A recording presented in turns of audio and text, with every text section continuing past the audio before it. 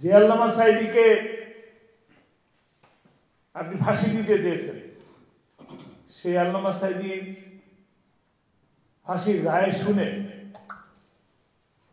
ঝিনাইদহের এমপি না চুয়াডাঙ্গার এমপি আনার সাহেব আনন্দ মিছিল করলেন, মিছিল করে বললেন বাংলার মাটিতে তাকে দাফন দেওয়া যাবে না, দাফন দিতে দেওয়া হবে না। পরবর্তীতে দেখা গেল সেই আনার এমপি থাকা অবস্থায় কলকাতা শহরে তার মৃত্যু হলো এবং তার মেয়ে বাংলাদেশের মাটিতে দাঁড়িয়ে এক টুকরা মাংস যাচ্ছে যে কবর দেবে, তাকে টুকরা টুকরা করে কেটে বাথরুমে টয়লেটে ফ্ল্যাশ করে দুনিয়ার মাটি থেকে বিদায় করে দেওয়া হয়েছে। কোরআনের পক্ষে থাকলে আপনার সম্মান বাড়বে, আর কোরআনের বিপক্ষে থাকলে আপনার সম্মান তো দূরের কথা, কোনো কিছুর অস্তিত্ব থাকবে না।